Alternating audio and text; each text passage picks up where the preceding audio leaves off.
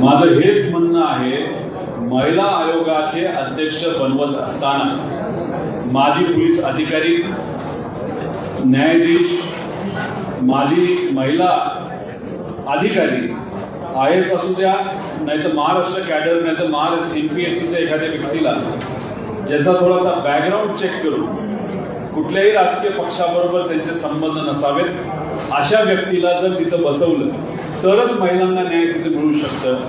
नजीकच्या काळामध्ये, खास करून गेल्या 10 वर्षामध्ये आपण जर बघितलं तर तिथे असणारे जे अध्यक्ष आहेत, तिथे असणारे जे पदाधिकारी आहेत, स्वतः आपण एका पक्षातला असल्यामुळे त्यांना असं कुठेतरी वाटतं की महिला आयोग सुद्धा आपल्या पक्षाची एक अजून एक्सटेंडेड बॉडी आहे आणि त्या महिला आयोगाला पक्षाचंच एक डिपार्टमेंट असल्यासारखं जर कोणी चालवत असेल तर ते योग्य ठरणार नाही.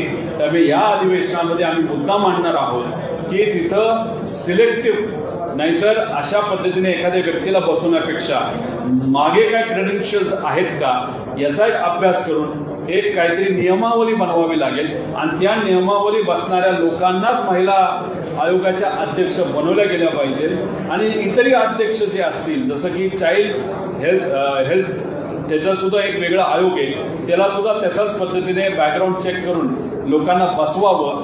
राजकीय लोक आले तर तिथं राजकारण होणारच, त्यापेक्षा राजकारणच नको. तिथं अधिकारी, माजी अधिकारी, नाहीतर न्यायाधीश, माजी न्यायाधीश ते सुद्धा महिला, त्यांना तिथे संधी द्यावी असं आम्हा सगळ्यांना वाटतं. राजीनामा घ्यायचा नाही घ्यायचा आजच्या प्रक्रियेप्रमाणे सत्ताधाऱ्यांचा तो विषय आहे. पण ज्या पद्धतीने काही गोष्टी गेल्या काही काळामध्ये झालेल्या आहेत, जिथं खऱ्या अर्थाने भूमिका घ्यायची जरूरत होती तिथं अध्यक्षांनी दुर्दैवाने भूमिका घेतली नाही. पक्षाची भूमिका पहिली बघितली.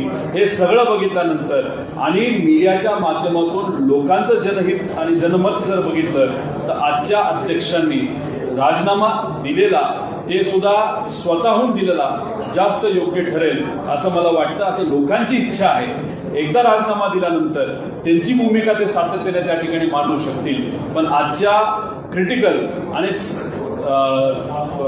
थोडंसं इमोशनल परिस्थितीमध्ये लोकांचं ऐकावं असं आम्हा सगळ्यांना त्या ठिकाणी वाटतं. हर्निया, मूळव्याध, पित्ताचे विकार, पित्ताशयाचे खडे, हायटिस हर्निया या प्रकारच्या आजाराने त्रस्त असाल आणि दुर्बिणीद्वारे शस्त्रक्रिया करून घ्यायची असेल तर हडपसरच्या सुप्रसिद्ध डॉक्टर म्हस्के हॉस्पिटलमध्ये त्वरित संपर्क साधा आणि विश्वासार्ह उपचार अनुभवा.